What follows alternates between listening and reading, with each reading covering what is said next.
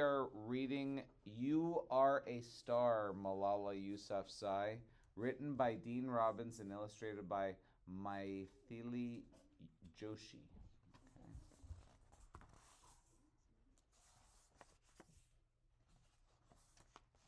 Okay. Do you know what I liked about my home in Mingora, Pakistan? Gazing at the snow-capped mountains, smelling the heavenly spices from my mother's kitchen, hearing my brothers play on our street. Hi Kushal, hi Atal, hi Malala. But do you know what I liked best about Mingora? Going to school. Everyone says I have the happiest family. Maybe that's why I'm always smiling. A prayer on the water. My family did not have much money, but others in Mingora had even less. So I wrote out a prayer asking for courage to help those in need.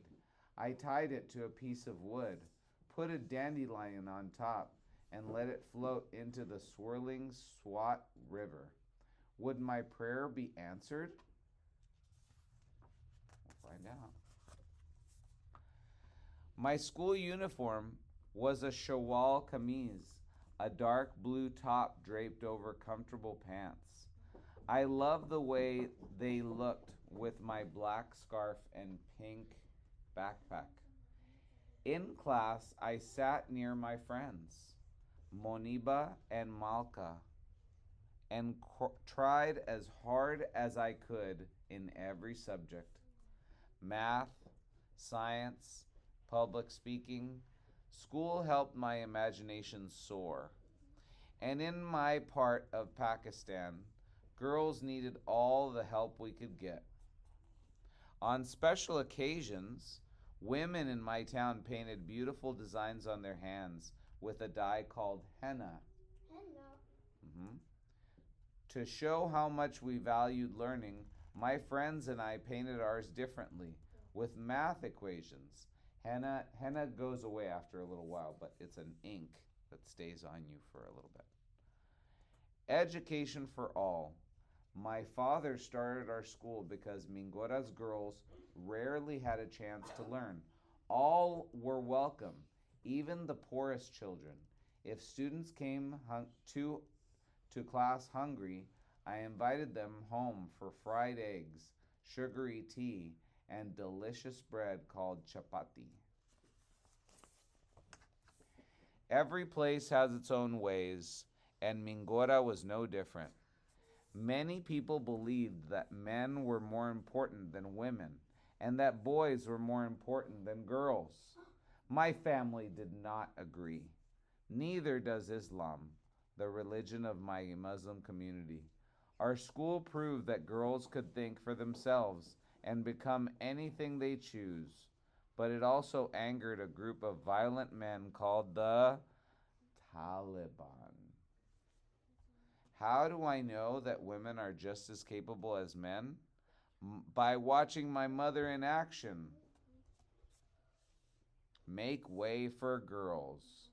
My mother could not get an education, and neither could most of the girls from her village. When I was born,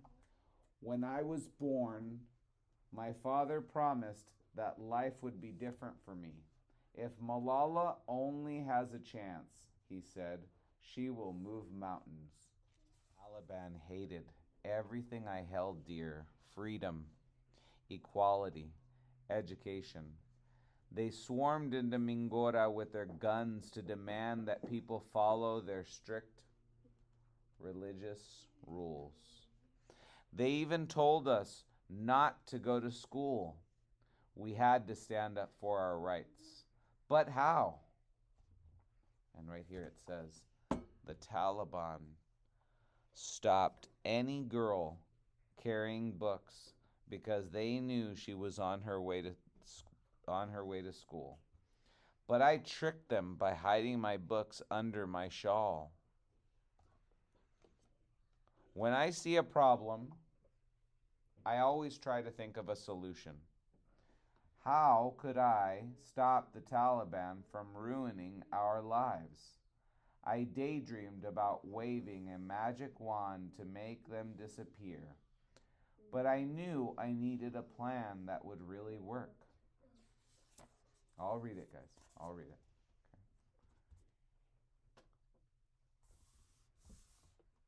With my family's help, I decided to oppose the Taliban peacefully.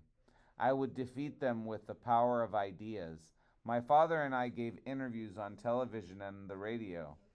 Save our schools, I said, and save our Pakistan. The country's leader heard our plea. The army arrived in Mingora to fight the Taliban, but that meant the rest of us had to flee to safety. The Taliban actually tried to keep girls and women from laughing. That was one rule I could never follow. Finding my voice. At first, I was very shy about speaking out in public, but my confidence grew when I saw that my words could change minds. Malala, my father told me, your speeches go to the core of people's hearts. No one had ever seen an 11-year-old girl defending her right to be in school. People escaped Mingora in cars, trucks, buses, mule carts, and even wheelbarrows. I wanted to take my books, but we had no room, so I whispered a prayer to protect them from harm. At last, we got to the fairway village of Shangla, where we slept on my uncle's dirt floor. Would I ever see my home again? My brother Atal wanted to take our chickens on the journey, but my parents told him they would poop in the car, so he asked if we could put them in diapers. My own little protest. In Shangala, we were called displaced people because violence had driven us from our home. But the one good thing about being away from Mingora, I could go to school again without anyone trying to stop me. It felt like the best way to defy the Taliban.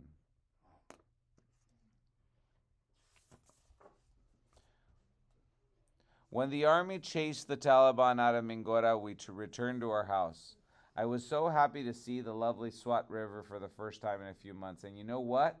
My books survived. I picked each one of them up so I could say hello. Soon I returned to speaking about girls' education in front of even larger audiences. Life got better in Mingora, at least for a little while. My friends told me to dress up for a special event at school. Surprise, it was the party to celebrate my success as an activist. I'm hearing somebody mumble. Let's just listen to the book, guys. The Malala School. My message about education was spreading, and Pakistan even named a school after me. When I went for a visit, the students gave me a pretty painting. It showed me doing my favorite thing, dreaming.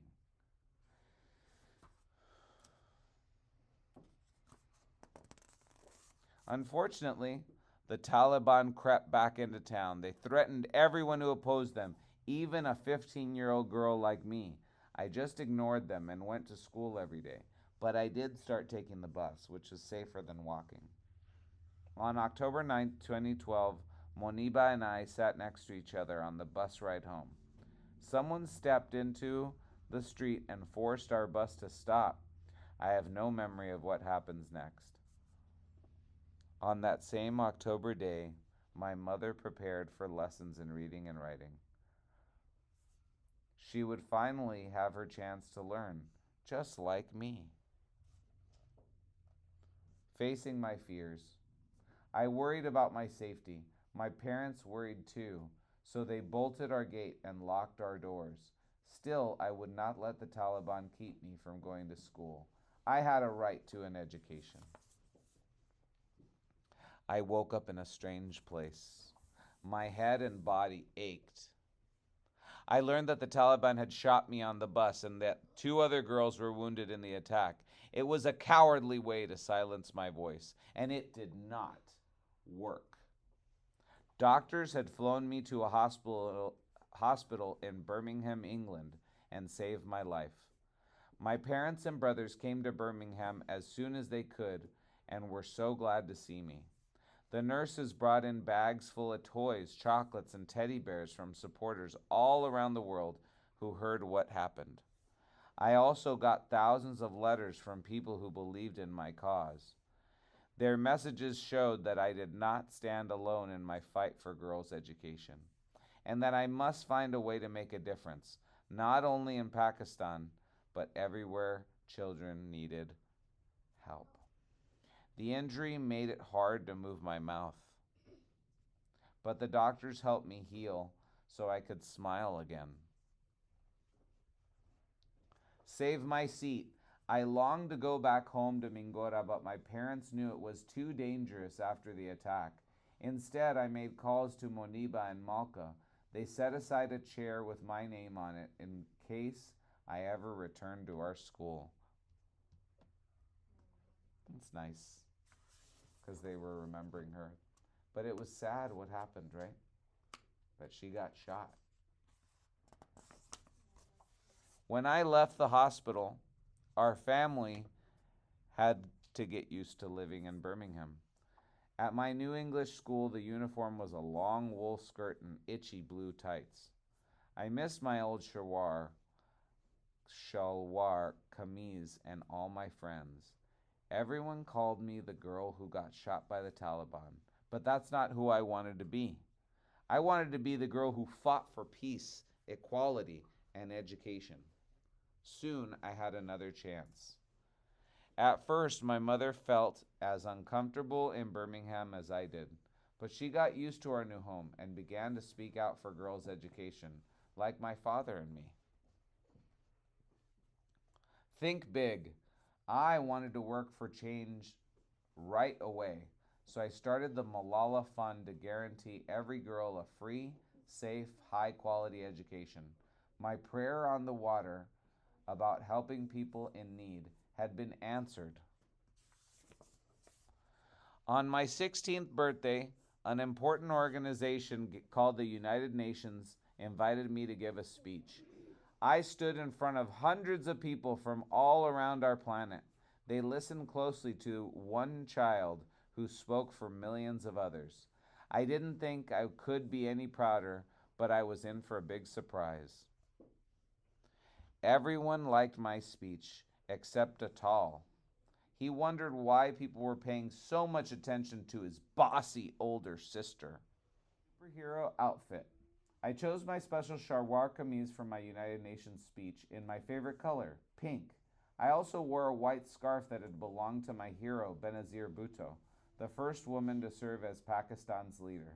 I wrapped it around my shoulders to give me courage. Good job. At 17, I became the youngest person to receive the Nobel Peace Prize. It is for people who try to make the world a better place, and I was honored for helping to improve children's lives. When I accepted my award, I had another chance to speak about education, peace, and equal rights. I also spoke of my home in Mingora because I missed it so much. And can you guess what happened next? When I was younger, I prayed to be tall.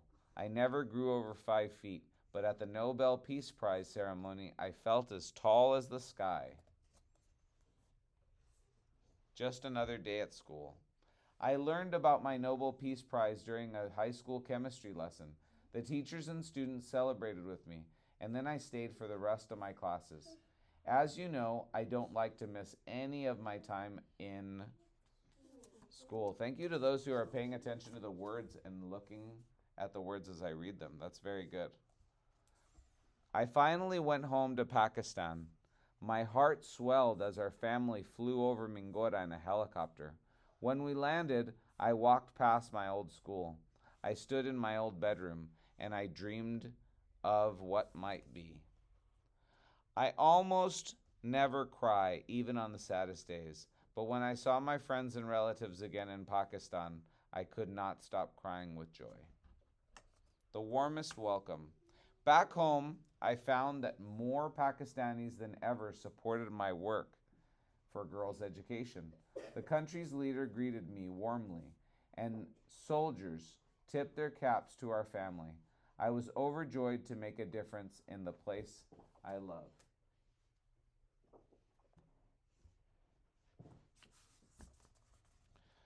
I dream that you will join me in my quest. Dear brothers and sisters, we are all one family. Let us spread the word that every child deserves an education, that every child deserves hope. If we do not speak out, who will? Together, we can change the world.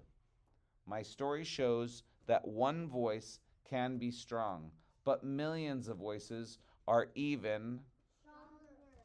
You are a star. It might sound hard to change the world, but there's an easy way to start. Help just one person.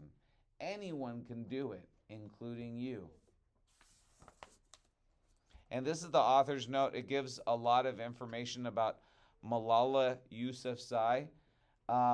She's a very, very famous girl that championed women's rights. Remember, the Taliban didn't want her going to school.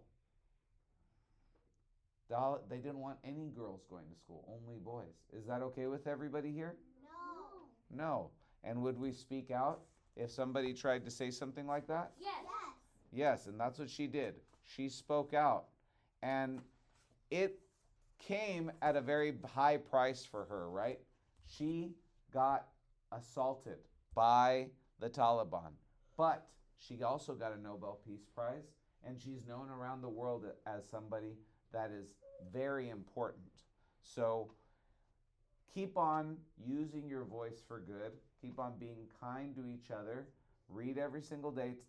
Like, subscribe, tap that bell, and read every single day. That's right. 20 minutes. Yeah. Okay. See you guys next time.